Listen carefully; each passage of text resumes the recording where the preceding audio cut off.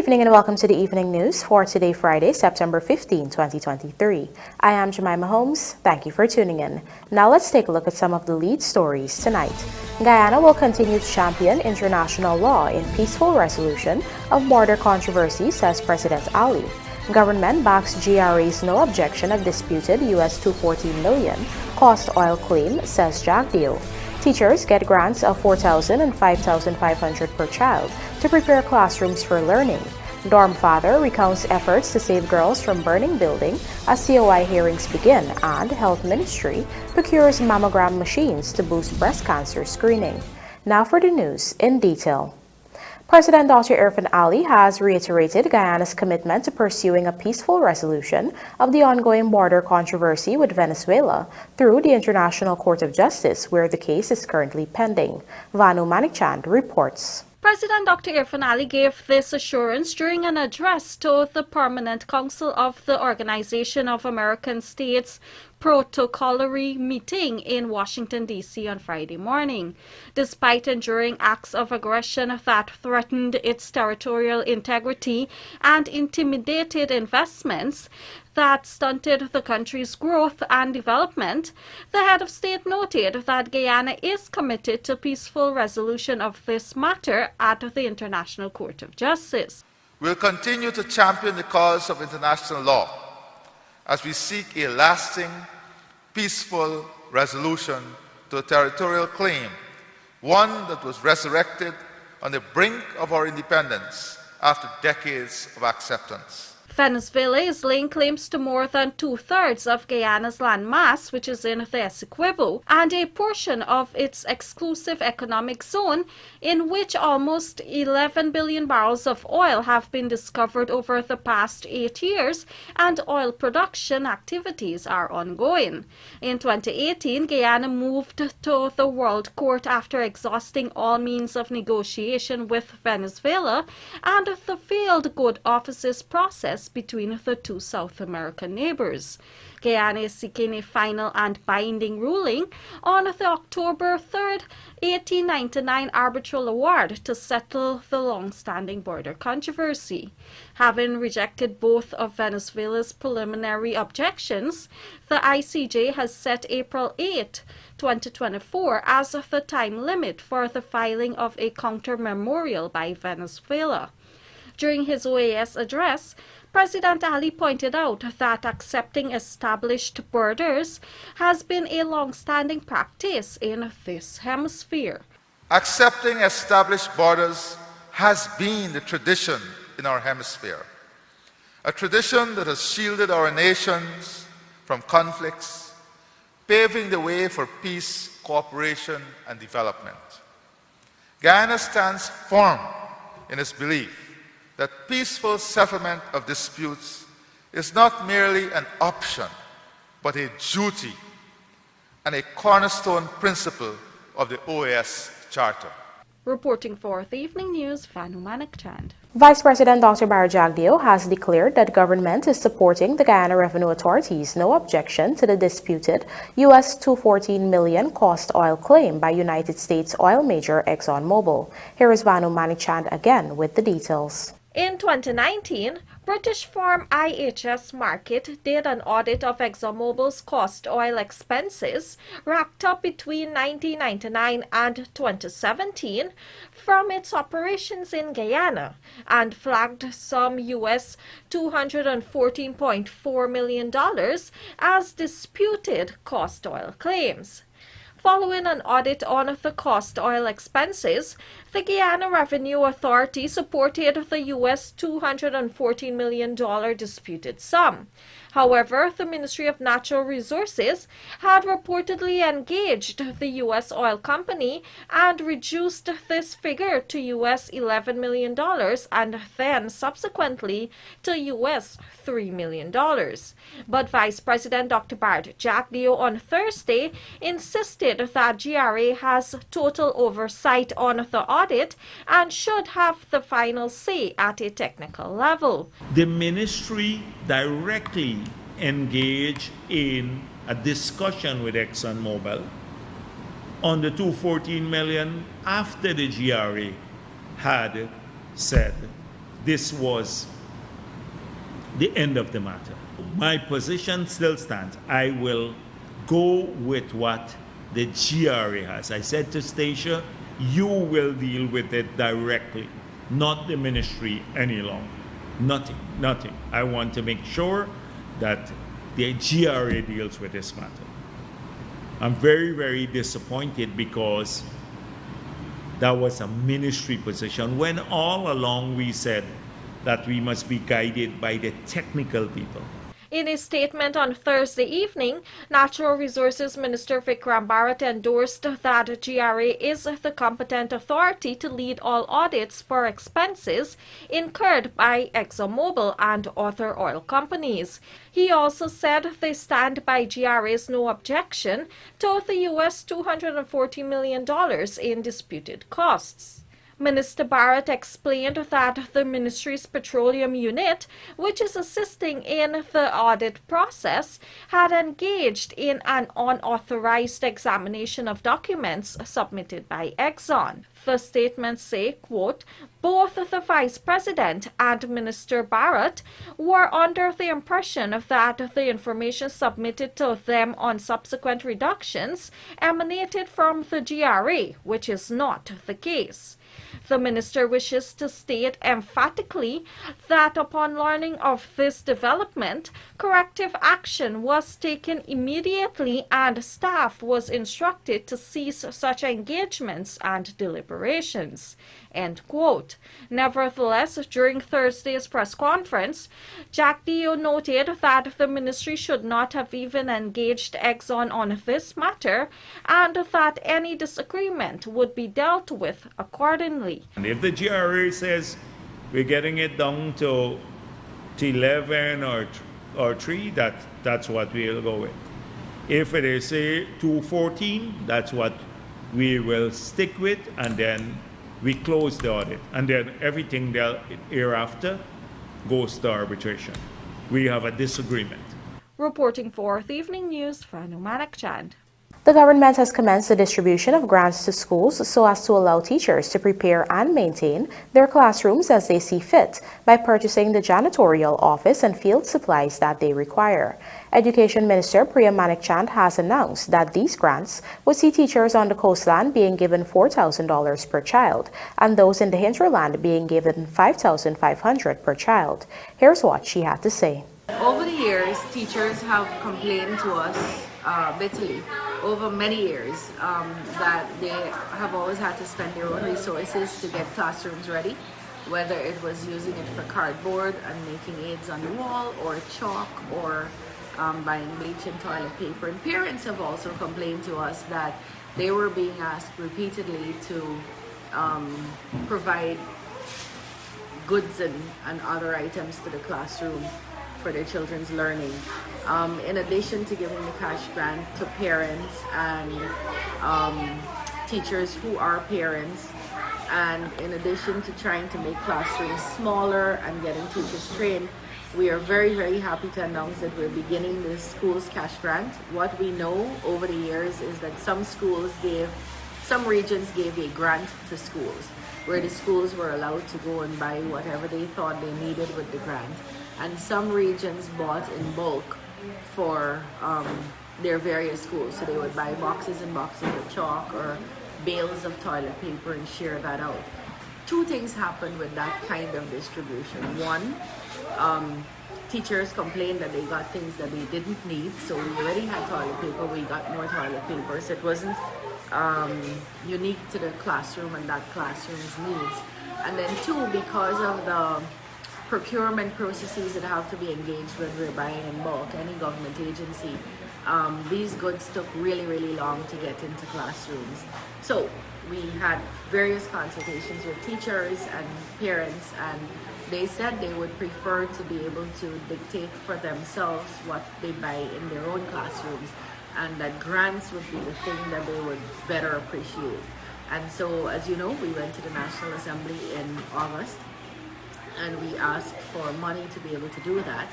And so today we begin the distribution of grants to schools all across Guyana, where children on the coastland, each classroom, each child each teacher of a classroom is going to be able to get $4,000 per child on the coastline. Now the child doesn't get the money. The value of $4,000 per child goes to the teacher of the classroom. So for a classroom of 30 children on the coastline, the teacher is going to get $120,000 per term to buy whatever she wants to buy in the lines of janitorial, field, and office. In the hinterland, it's going to be $5,500 per child because things are more expensive and transportation costs and so on take up prices. And so a class of 30 in the hinterland would be $165,000 that teacher is getting per term for preparation of the classroom. Now this has never been done before. We're very glad to be able to do this. Teachers are going to have wide latitude about what they buy. So we know some of the generic things that are needed: cardboard and chalk and Play-Doh and markers and crayons and cleaning supplies and so on. But we also know that list, and while we are providing lists of what can be bought, we know those are not exhaustive, because if we have innovative teachers, which is what we want, then I expect to see other things added to that list. So as of today, we begin to distribute grants across the country to our teachers in service to our children and our parents, and I'm very happy to be able to do this.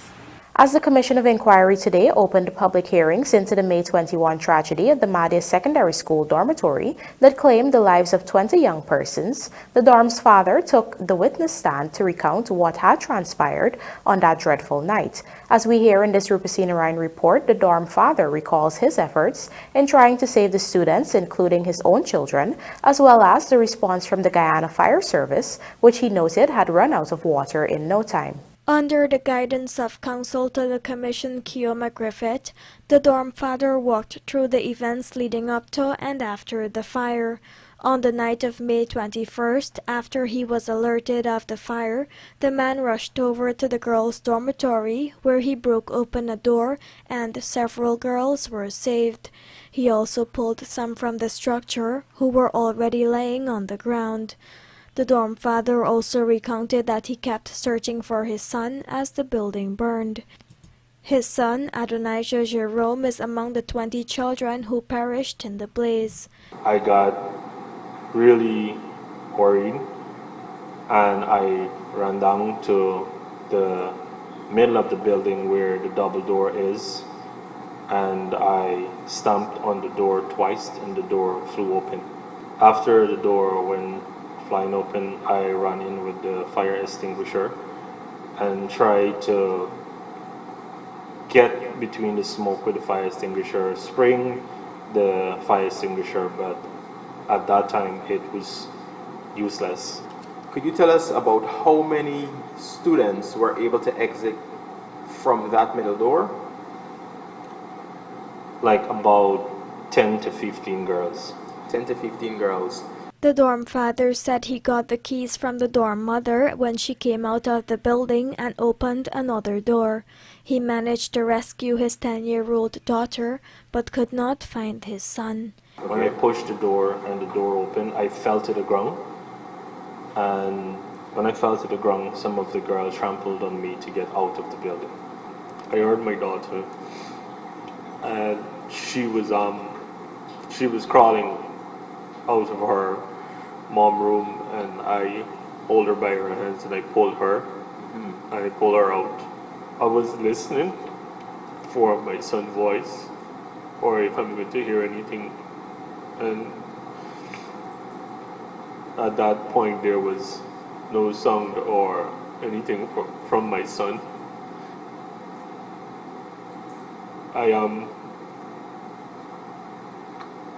I removed from the door and I began to cry and scream because all I wanted was my son. The dorm father said during his employment since 2018, no inspections of the building were done by the Education Ministry or the local government ministry. The only inspections were done for renovations by the Regional Democratic Council. Employees were also not trained for fire response prior to the fire. Between 2018 to when this incident occurred, can you recall whether there was any inspection of the building done by the Ministry of Education?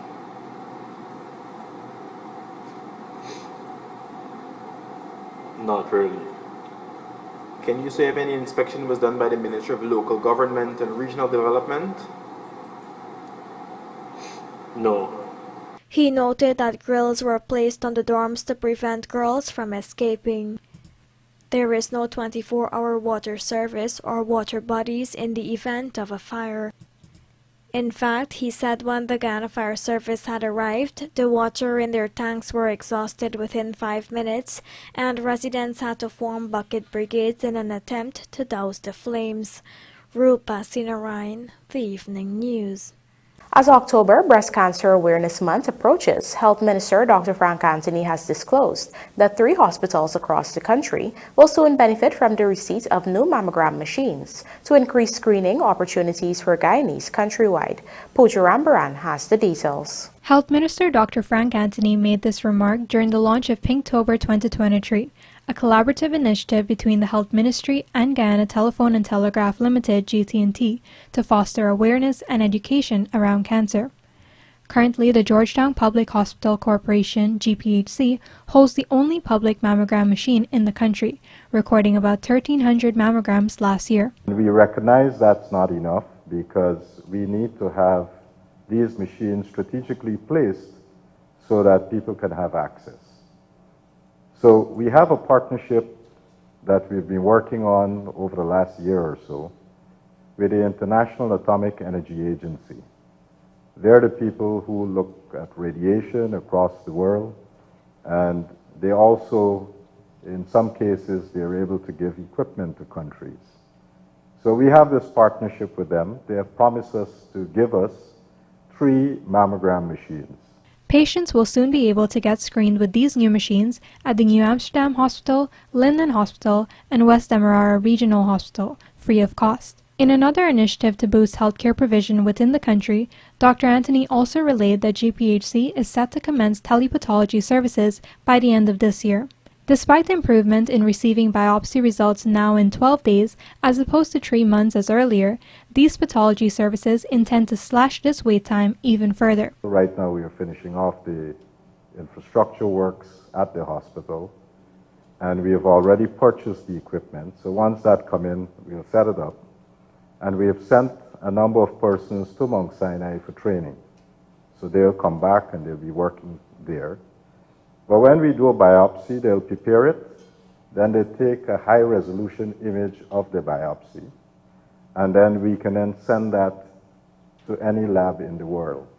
So basically, you will now have a digital image that the pathologist would interpret. So if our challenge has been that we don't have enough pathologists in Guyana that can do these interpretation, now we can send it to other parts of the world where pathologists there can interpret it. The ministry is working with New York-based Mount Sinai Health Systems on these services, which reportedly has some 900 pathologists within its pathology lab. Furthermore, in other efforts to strengthen the country's approach in addressing breast cancer, the health minister shared that within Pinktober 2023, a set of screening guidelines are expected to be released. These will better inform Guyanese on when to screen, how often to screen, understanding whether they are at risk, and how to address the matter if so. Pinktober 2023 will see a series of activities aimed towards generating awareness around breast cancer and celebrating breast cancer survivors, with Friday's launch being the start. Pooja Rambaran for the Evening News. Coming up, NGSA set for May 2nd and 3rd next year, and Cricket Carnival, Super Concert, Food Festival, other events promise to be unforgettable. Do stay with us. More news ahead.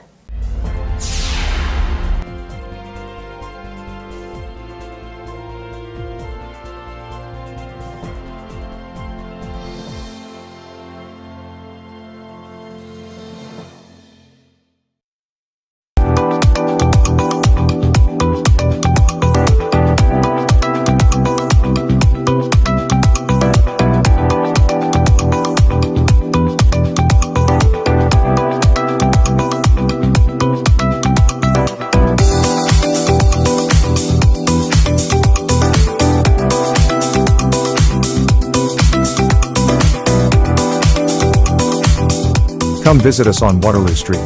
John Lewis Styles.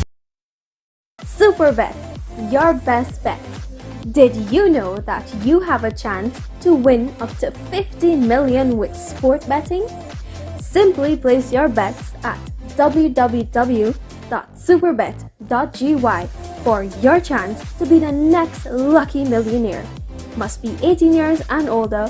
Terms and conditions apply. Play responsibly.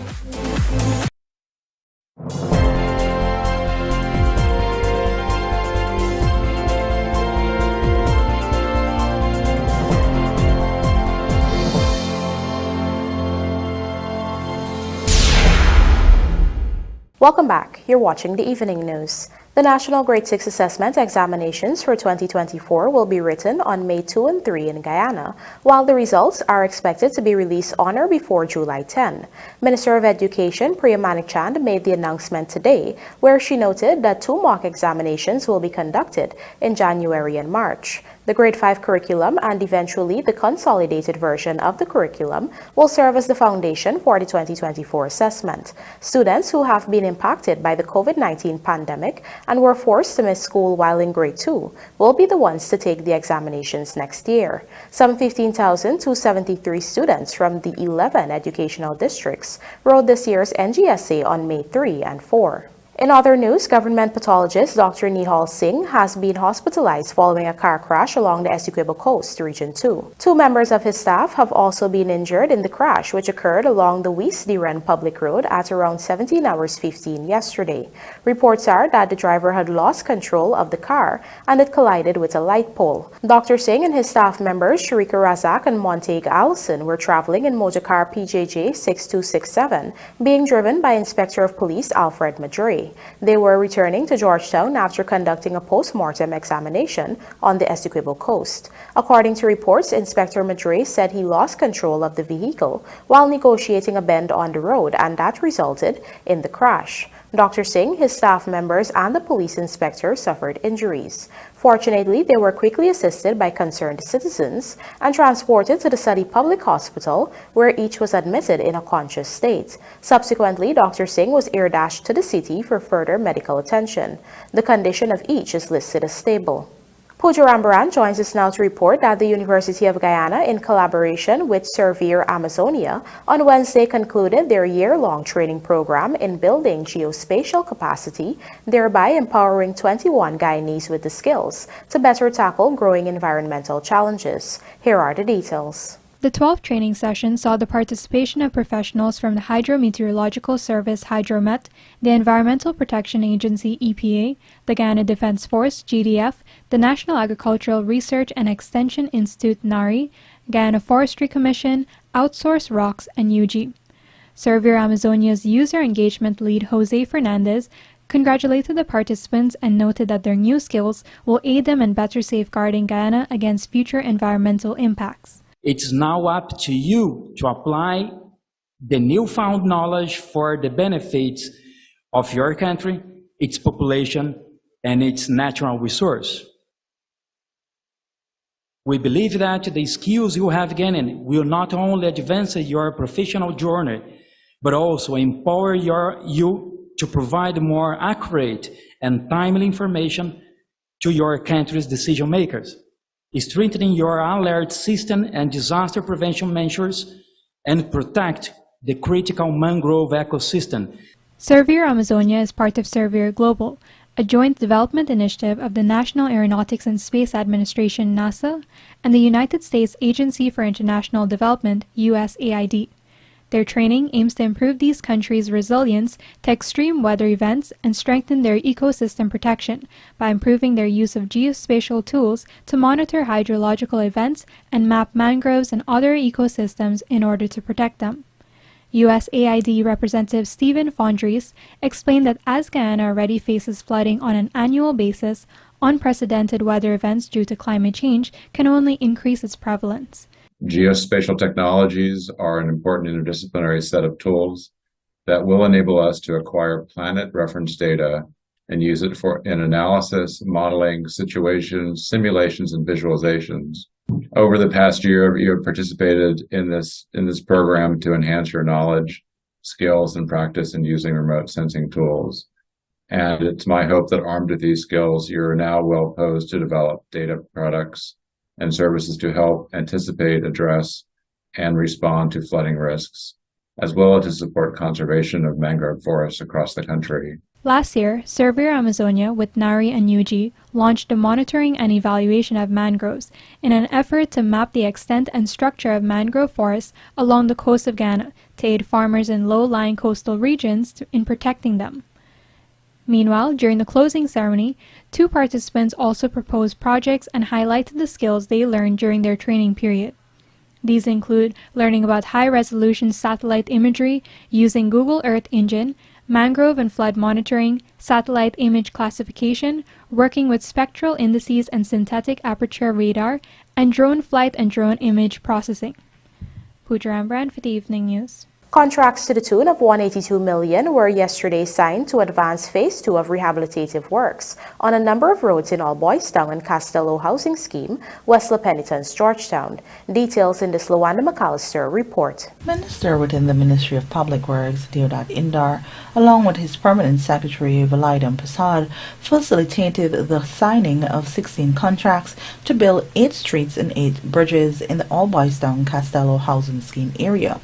The initiative is an investment of $182 million and is considered to be Phase 2 of road and infrastructural development works in the communities. At the signing, Minister Indar assured that government will continue its efforts to develop the communities traditionally labeled as the ghetto.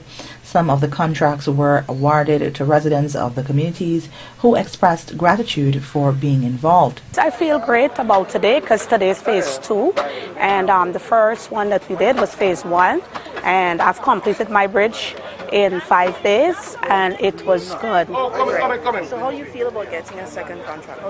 I felt so good because I know that the government is working, and I'm happy that they call us out as persons living in the community and contractors, and they give us this work here to do, and I'm so happy that I can employ persons that live in here too. I feel overwhelmed today, thankful to the government for giving us a second chance to do this thing, because I did Phase 1, I did a road already, and it was approved by the government.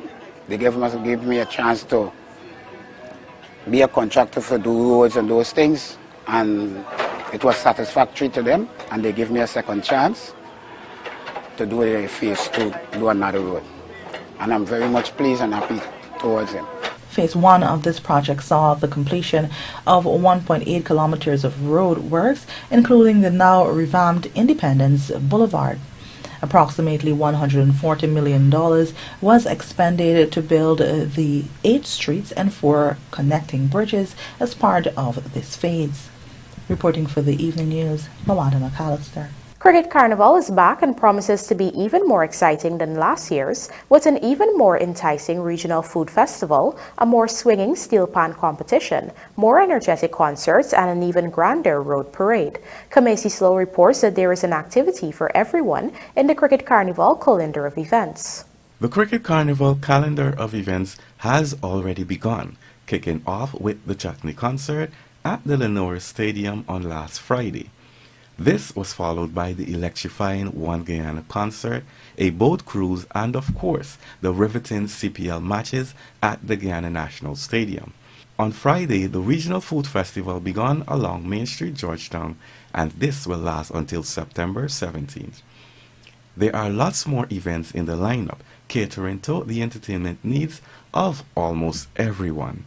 Representative of 592 Events, Noria Gerard, spoke on the Welcome Home Pan, Brass and Soak event, which is set for September 21st at Marriott Beach. 592 Events and Entertainment is pleased to report that preparations are on schedule for Welcome Home Pan, Brass and Soca.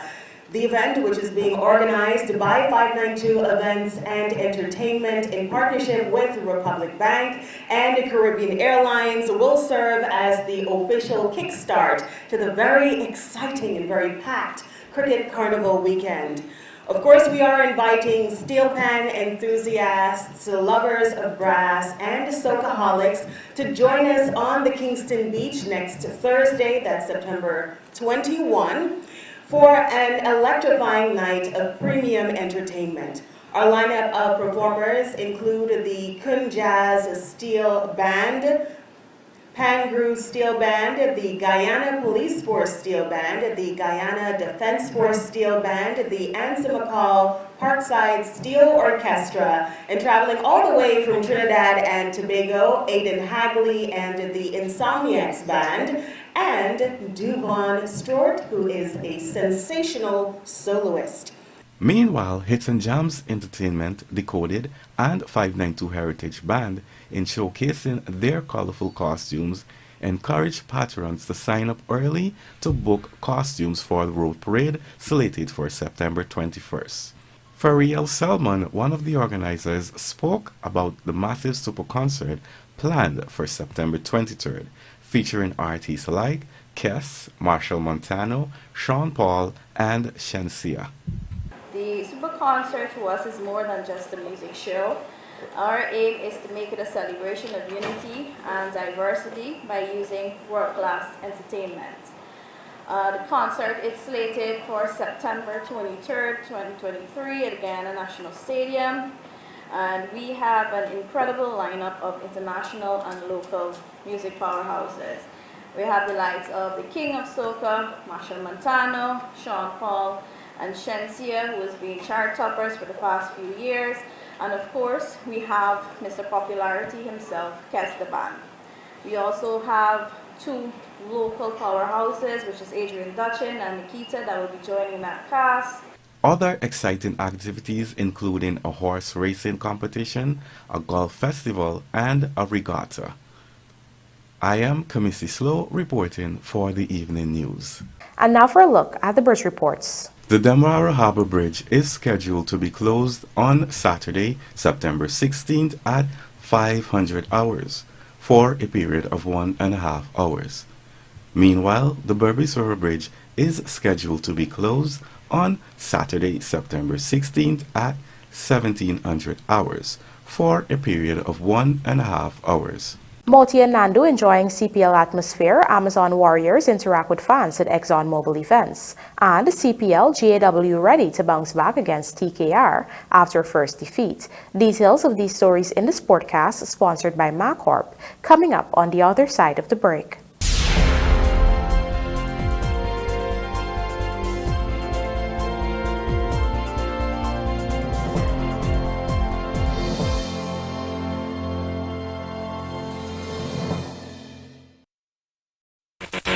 Moving, lifting, or bending, whatever the job, we at Sylvie's Variety Store have the right tools to make it happen. Pallet jacks and hand trucks for bonds and industrial sites, easy pickup and convenient maneuvers. Chain hoist from Roughneck and Northern Industrial, the perfect solution to lifting heavy objects. And then there's the 12-ton and 16-ton hydraulic pipe benders from 1/2 to 2 inch. We also stock the shop press machine from Northern Industrial. Sylvie's Variety Store stocks the tools to make it happen. Looking to bring your dream home to reality? Or simply taking on a home improvement project? Then National Hardware Limited is where you should start. Let us put that touch to your home.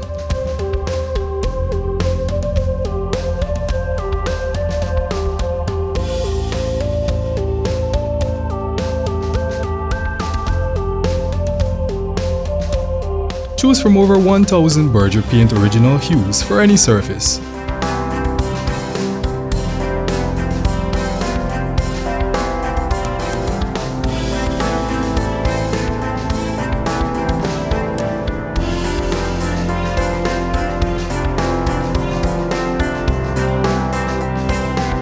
We are known for our trusted brands such as Westinghouse, Philips, Sadco, Rubbermaid, Pyrex, Gibson Home, and so much more. National Hardware Limited, your do-it-best store. Located in downtown Georgetown and industrial site